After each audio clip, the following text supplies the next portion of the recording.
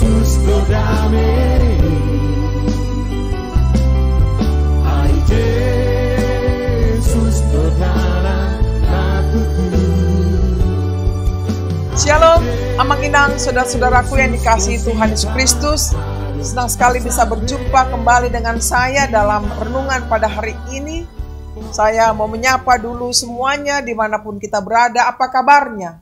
Saya berharap kita semua dalam keadaan sehat, tetap semangat dan bersuka cita menjalani kehidupan kita hari ini. Baiklah, dengan firman Tuhan kita memperoleh kekuatan, oleh karena itu mari kita menyempatkan diri kita untuk mendengarkan firman Tuhan. Dan lebih dahulu mari kita berdoa.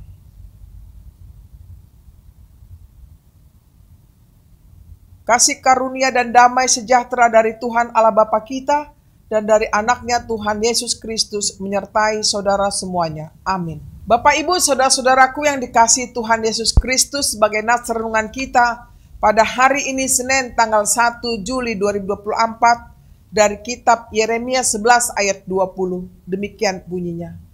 Tetapi Tuhan semesta alam yang menghakimi dengan adil, yang menguji batin dan hati, biarlah aku melihat pembalasanmu terhadap mereka, sebab kepadamulah kuserahkan perkaraku. Demikian bunyinya. Judul renungan ini adalah Tuhan Hakim yang Adil. Bapak Ibu saudara-saudaraku yang dikasihi Tuhan Yesus Kristus, mengapa dikatakan Yeremia bahwa Tuhan semesta alam yang menghakimi dengan adil, yang menguji batin dan hati? Karena Yeremia meyakini hanya Allah lah yang mampu membela haknya yang tidak bersalah. Kendatipun Yeremia menghadapi orang-orang dari desa Anatot berkomplot, mereka akan membunuh Yeremia. Pertanyaannya, mengapa mereka merencanakan itu? Karena mereka tersinggung dan marah sekali. Yeremia bernubuat dan menegur akan dosa-dosa mereka itu. Padahal Yeremia, saudaraku, menyampaikan firman Tuhan yang murni, yang benar. Begitulah kebenaran yang disampaikannya. Tetapi dampaknya adalah memang Yeremia sangat tersakiti. Kebenaran itu kadang menyakitkan bagi diri Yeremia. Oleh sebab itu, mereka ingin menyakiti Yeremia. Siapakah yang bisa menerima keadaan Yeremia yang disakiti, saudaraku? Sekalipun Yeremia semakin merasakan kepedihan, namun karakter Yeremia, dia tidak pernah membalas kejahatan mereka itu. Ia menyerahkan mereka kepada Tuhan saja, sebagaimana sesuai dengan ayat yang kita baru saja mendengarkannya.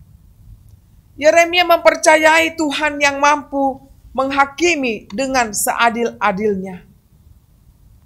Itulah yang dapat kita perhatikan dalam nats ini, saudaraku. Sekarang tibalah pada saatnya untuk diri kita sendiri. Apakah yang dapat kita petik dari pengalaman Yeremia tersebut? Yakni tidak membalas kejahatan dengan kejahatan, melainkan sikap menyerahkan diri kepada Tuhan. Itulah yang terbaik.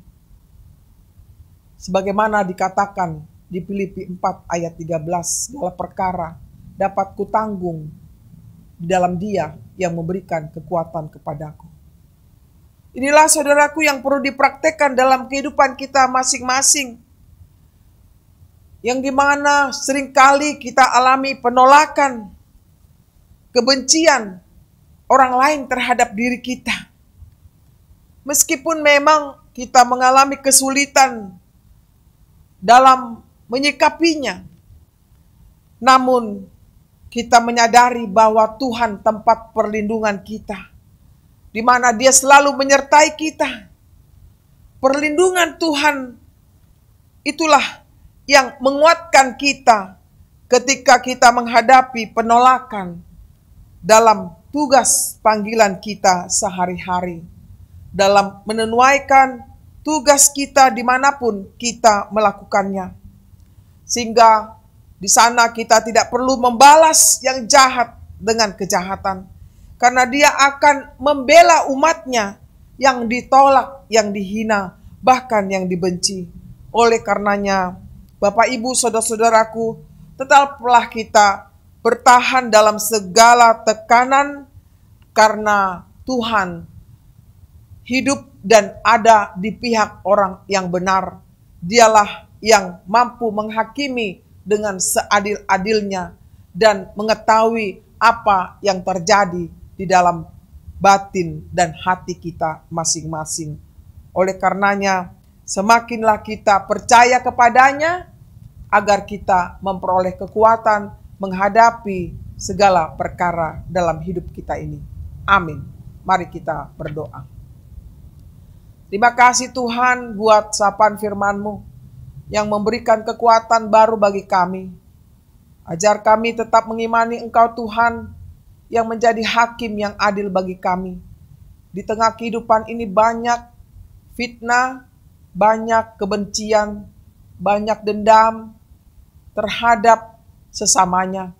Kami mohon Tuhan, kiranya Engkau mampukan orang yang percaya kepadamu menjalani misinya, memberitakan firman-Mu. Biarlah mereka kuat menghadapi segala sesuatu yang terjadi dan meyakini Tuhanlah yang menjadi hakim yang adil. Bapa di surga, berkatilah kehidupan kami sepanjang hari ini dalam melakukan aktivitas kami. Kami mau serahkan hidup kami padamu. Berkenanlah Engkau memberkati kami semua. Bila ada yang sakit, Tuhan sembuhkan. Bila ada yang terbeban berat, Engkau berikan kelegaan. Bila ada dalam kesusahan, Engkau yang menghibur. Kiranya Engkau mengasihi kami semuanya. Ampunilah dosa kami, terimalah kami dalam Yesus Kristus Tuhan dan Juru Selamat kami yang hidup. Amin. Terimalah berkat Tuhan, kasih karunia dari Tuhan kita Yesus Kristus dan kasih Allah Bapa serta persekutuan Roh Kudus menyertai saudara semuanya. Amin. Demikianlah firman Tuhan sebagai renungan bagi kita semuanya. Kiranya bisa bermanfaat bagi kita di dalam menghadapi kehidupan ini. Selamat beraktivitas, Tuhan memberkati kita. Shalom.